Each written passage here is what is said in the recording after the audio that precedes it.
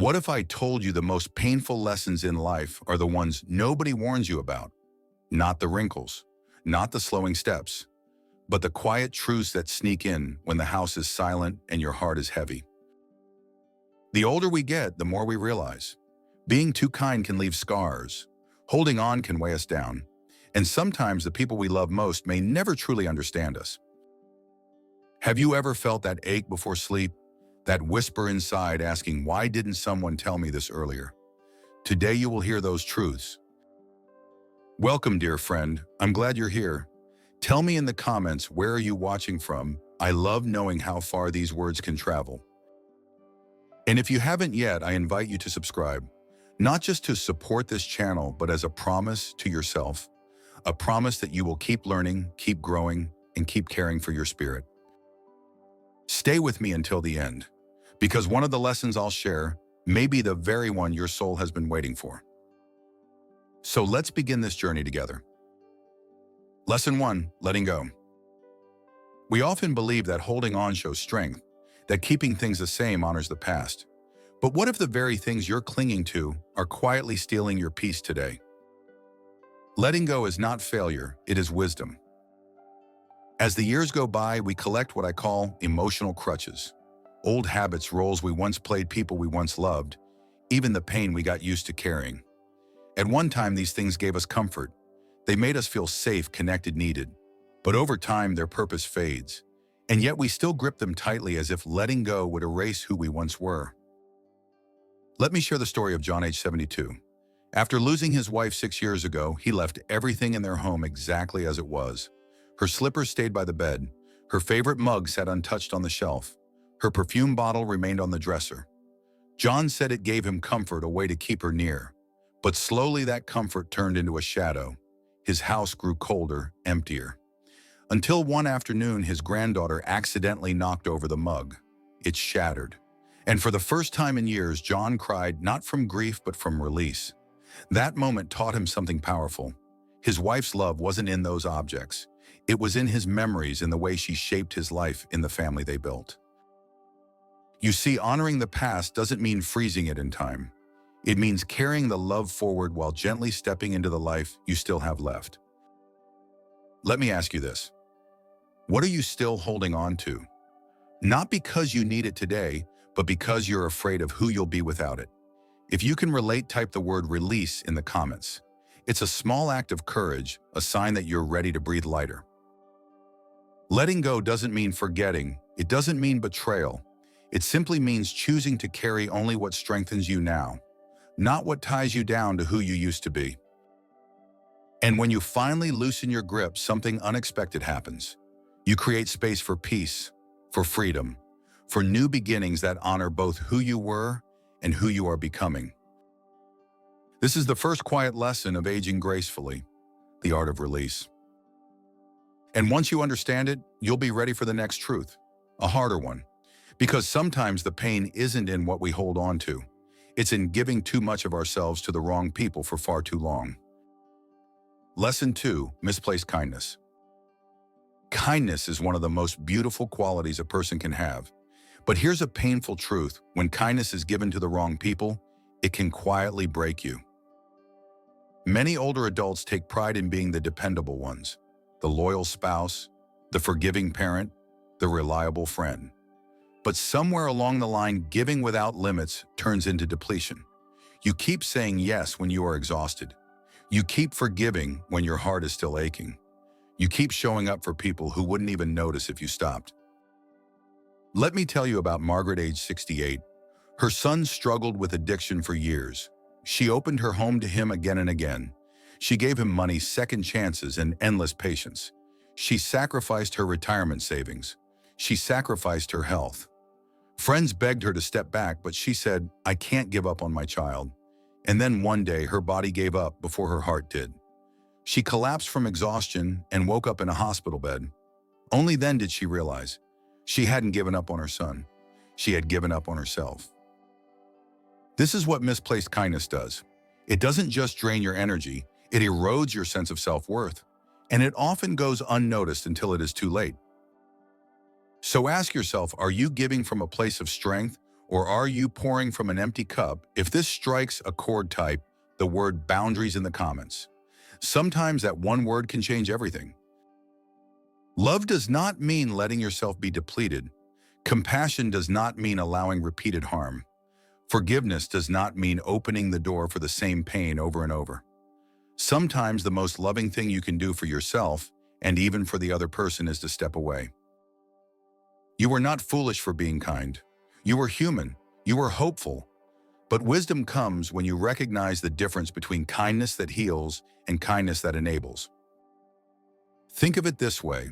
A candle can light up a dark room, but if it burns without pause, it eventually destroys itself. Your kindness is that flame. Protect it. Nurture it. Share it with those who value it, not with those who take it for granted. When you reclaim your kindness and direct it wisely, something shifts. You begin to heal. You start saying yes to yourself again, and you realize that boundaries are not walls to shut people out. They are doors to invite the right people in. This is the second lesson. Being good to the wrong people for too long doesn't make you noble. It makes you empty, and you deserve more than empty. Now let's turn to another truth that often cuts deep. The pain that comes not from betrayal, but from assuming others see the world as we do and discovering they don't. Lesson 3, the illusion of similarity. One of the deepest disappointments in life comes from expecting others to think, feel, and care the way we do. We assume they will share our values, honor commitments, and treat us with the same respect we offer them. But reality often teaches us otherwise. This illusion of similarity can wound us more than betrayal, because it doesn't come from enemies, it comes from people we love. Let me share the story of Joseph, age 74. He spent weeks preparing for his birthday dinner. He planned the menu, cooked his favorite dishes, set the table with care. He told his children about it 3 weeks in advance. But on the night of the celebration, 2 of them canceled at the last minute. Something came up, they said. Joseph smiled politely, served the food, and washed the dishes alone. But later that night, sitting quietly on his porch, he whispered to himself, "I would never have done that to them." His pain wasn't just about their absence. It was the realization that his love and loyalty were not mirrored back. We all carry that ache at some point. When you hold yourself to a standard of loyalty and respect, it hurts to realize not everyone shares that same standard. The truth is, not everyone has your heart. Not everyone was raised with your values. Not everyone shows up with the same depth of love or attention that you naturally give. And waiting for them to become like you will only leave you disappointed. So ask yourself this question. Are you expecting others to love the way you do? If so, type truth in the comments. It's a reminder that peace begins when we release unrealistic expectations. Your kindness, your loyalty, your integrity, these are not mistakes. They are reflections of your character. They prove the strength of your spirit, but your peace will only come when you stop expecting others to mirror it. Here's the shift. Instead of asking, why don't they treat me the way I treat them? Begin asking, am I at peace with who I am, regardless of how they respond? That's where freedom begins. Joseph eventually learned this. He still invites his children, but he no longer ties his joy to their presence. He celebrates with whoever shows up, even if it's just himself. And in that quiet acceptance, he found something stronger than disappointment. He found peace. This is the third lesson. Your values are your gift, not a contract that others must sign. And once you embrace that truth, you'll be ready for the next reality. A harder one still. Because sometimes the real pain isn't in unmet expectations. It's in facing people who refuse to change, no matter how much you try to help them. Lesson 4, the incurable Denier. What do you do when the person causing harm refuses to admit there's even a problem? This is one of the hardest truths to accept. You cannot heal someone who denies they are broken, and you cannot fix what they will not see. Many of us have tried. We've played the peacemaker, the healer, the helper. We've poured energy into conversations, gifts, advice, prayers, and each time the person brushed it off, twisted the blame, or laughed at our pain. Take Evelyn, age 69. For years, she tried to mend her relationship with her brother. He was sharp with his words, dismissive of her feelings, and always convinced he was right. Whenever she brought up past wounds, he scoffed. You're too sensitive. That never happened. She bought him books, suggested therapy, tried gentle talks over coffee. Nothing worked, because in his mind, he wasn't the problem. Eventually, Evelyn stopped trying. She stepped back. She rebuilt her life without waiting for his apology, and for the first time in decades, she felt free. This is the lesson. People change when they are ready, not when you are desperate. No amount of pleading, fixing, or forgiving can open eyes that refuse to see. So I ask you, have you ever tried to help someone who didn't think they needed help? If yes, type free in the comments. Sometimes even writing the word is the first step to letting go. When you keep pouring yourself into someone in denial, something dangerous happens. You begin to doubt yourself. You start questioning your memory, your feelings, even your right to be hurt. And that is where the real damage lies. Walking away is not weakness, it is wisdom. It is saying I love myself enough to stop begging for recognition from someone who will never give it. Think of it like patching a roof while the other person keeps drilling holes. The harder you work, the faster it collapses. The only way to save yourself is to step out from under the falling roof. Evelyn didn't stop loving her brother. She simply stopped sacrificing her peace for his denial. And in that moment, she rediscovered her strength. This is the fourth lesson. You cannot fix what someone refuses to see. Healing begins not in changing them, but in trusting yourself again. And once you reclaim that trust, another kind of freedom begins to appear. The freedom that comes when you finally stop caring about what others think of you and start living for yourself. Lesson 5. Freedom. What if the prison you've been living in isn't built of walls or bars, but of other people's opinions?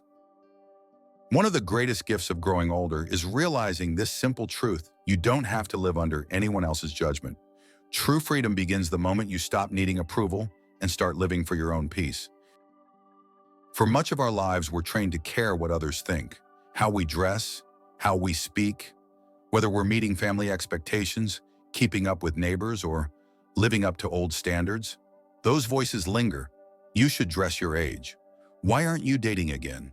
You're still doing that at your age. They echo in our heads long after they're spoken. But here's what nobody told us when we were younger. People aren't thinking about us nearly as much as we imagine. And even if they are, so what? Let me share the story of Ben, age 70. All his life he wanted to learn how to dance, but he kept telling himself it was too late, that he'd look ridiculous, that people would laugh. Then at his granddaughter's wedding, the music started, and something shifted. He stood up awkward at first, but then moving with laughter and joy. For the first time in years, he felt alive. Later, a teenager approached him and said, "You're so cool. I hope I'm like you when I'm older." Ben didn't just dance that night. He broke free. That's the essence of freedom. It isn't about what you own or where you live. It's about how much peace you carry in your heart. It's the ability to say, I don't owe anyone an explanation for my joy, my grief, my choices, or my pace. So let me ask you this. Are you still holding back because of what others might think? If you're ready to release that weight, type freedom in the comments. Freedom is not about rebellion. It's about expression. It's not about proving others wrong. It's about living your truth without apology. And here's the beautiful part. When you stop editing yourself for a crowd that isn't watching, you discover something miraculous. You start loving who you are. You laugh louder. You stand taller. You embrace the life you've earned with all its scars and stories. Ben's moment on the dance floor wasn't about steps or rhythm. It was about reclaiming joy. And when you reclaim your joy, you give others permission to do the same. This is the fifth lesson. True freedom begins when you stop living for their approval and start living for your own peace. And yet, freedom doesn't mean neglecting yourself. In fact, one of the quietest forms of freedom is how you choose to present yourself each day. Because your appearance isn't for them, it's for you. Lesson 6, appearances matter. Why do so many people stop looking in the mirror just when self-respect matters most? After a certain age, it's easy to tell ourselves, who am I dressing up for? Or no one notices anyway. But the truth runs deeper. Neglecting our appearance often signals something larger. grief, fatigue, loneliness, or even quiet resignation? Caring for how you present yourself isn't about vanity. It's about self-respect. You don't need designer clothes or fancy jewelry. You just need a clean shirt, brushed hair, and the small rituals that whisper, "I still matter." Take Linda, age 66. After her husband passed away, she stopped dressing up. No makeup, no hairstyle. She told her daughter, "What's the point? No one's looking." Then one afternoon, her daughter snapped a candid photo of her in the garden. Sunlight touched her face, her wild curls blowing softly in the wind and a faint smile blooming. Linda stared at that picture and whispered, "I forgot she was still in there." That day, she made a quiet promise. Each morning, she added a scarf, a touch of lipstick, fresh linens, not for the world, for herself. Your appearance is a canvas, a reflection of how you feel inside. When you take the time to care for it, you remind yourself, "I am still alive, still present, still me." So let me ask you this. Do you still take pride in how you show up for yourself? If yes, type care in the comments. It's a simple affirmation that you haven't forgotten your worth. Elegance isn't about money, it's about intention. When you make the effort to look neat and cared for, it doesn't just lift your spirit, it signals to others that you respect yourself, and they in turn respond with respect. Think of it like this. When you walk into a room dressed with quiet intention, you're not saying, "Look at me." You're saying, "I value myself enough to honor this body, this face, this life." Linda discovered that caring for her appearance wasn't about impressing anyone. It was about reclaiming her identity. Each scarf she tied, each brushstroke through her hair, became a declaration, "I am still here." This is the sixth lesson. Your appearance is not about vanity. It is a daily reminder that your life is still worthy of care. And sometimes the most elegant thing you can do isn't adding, but subtracting. Because there are moments when the strongest statement you can make is to walk away from what no longer values you. Lesson 7, learning when to leave. How many times can someone say, "I'm sorry," before you realize they have no intention of changing? There's a painful shift that comes with age. We start to see that broken promises are not mistakes, they are patterns, and patterns rarely change unless we decide to walk away. Loyalty runs deep for many older adults. We were raised to keep our word, honor friendships, and stand by family through thick and thin, but sometimes that loyalty turns into a leash, chaining us to relationships that no longer honor us. Consider Harold, age 71. He had a friend named Dean for over 40 years. They grew up together, shared laughs, and leaned on each other through tough times. But as the years went on, Dean changed, or maybe Harold finally saw what was always there. Dean borrowed money and never paid it back. He canceled plans again and again, always with the same excuse. "You know me, I'm just bad with time." One afternoon after another, no-show lunch, Harold sat quietly and thought, "I would never treat him this way." That thought was his turning point. Not anger, not confrontation, just clarity. You see, there comes a moment when the years you have left feel too precious to waste on people who don't value them. So let me ask you, have you ever stayed too long in a relationship that drained you? If so, type enough in the comments. Sometimes admitting enough is the first step to protecting your peace. Walking away doesn't mean you don't care. It doesn't mean bitterness. It means you've learned the difference between persistence and self-sacrifice. It means choosing yourself without guilt. Think of it like a garden. You can water a plant every day, but if its roots are already dead, no amount of care will bring it back to life. The same is true for relationships built on empty promises. Harold didn't stop caring for Dean. He simply stopped giving his time and energy to someone who refused to value it.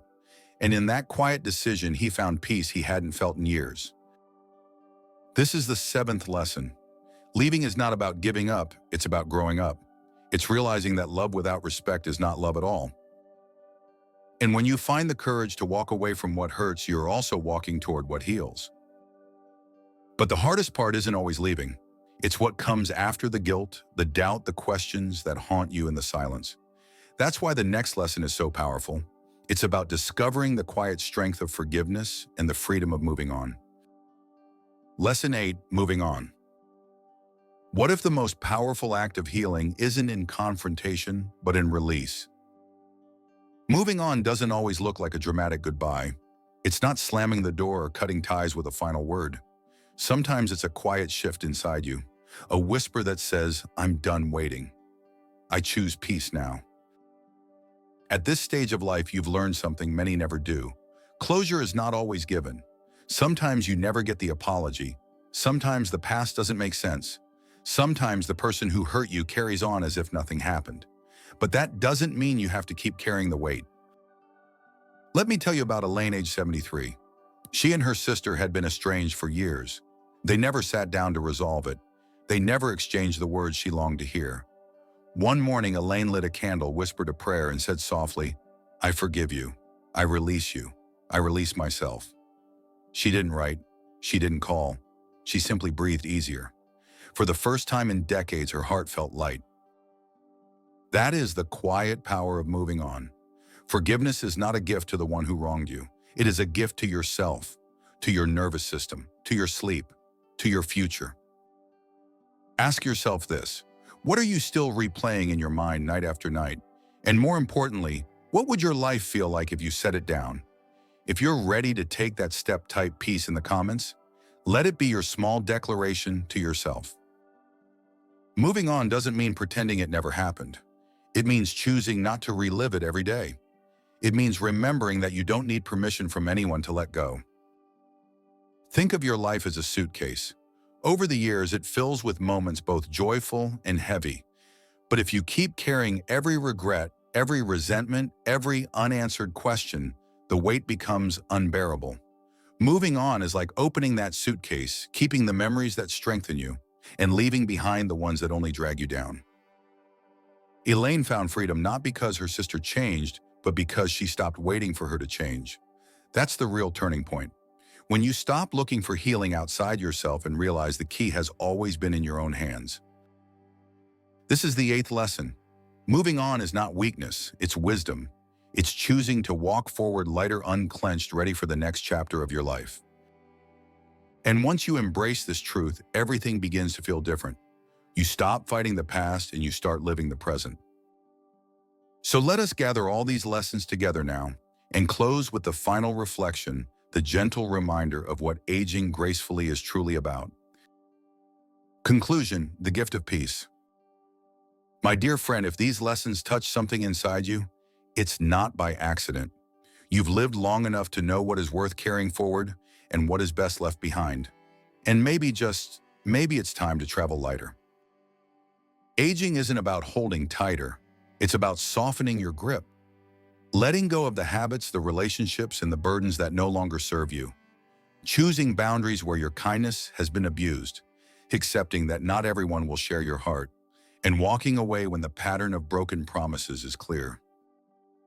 But most of all, aging is about reclaiming your freedom. The freedom to dress for yourself, to dance when no one is watching, to forgive without permission, and to move on without apology. You don't need anyone's approval to choose peace. You've earned it. Through every scar, every tear, every moment of resilience, you've proven your strength. So I ask you one last time, what's one truth you're ready to embrace today? Type it in the comments. Whether it's release boundaries, truth-free freedom, care enough, or peace, your word might inspire someone else who needs it. And if this journey spoke to you, I invite you to subscribe, not just for the channel, but as a promise to yourself that you will keep learning, keep growing, and keep honoring the life you still have to live. Remember, you are not too old, it is not too late, and your story is still unfolding. Until we meet again, may you walk lighter, love deeper, and live every day with the quiet strength of peace.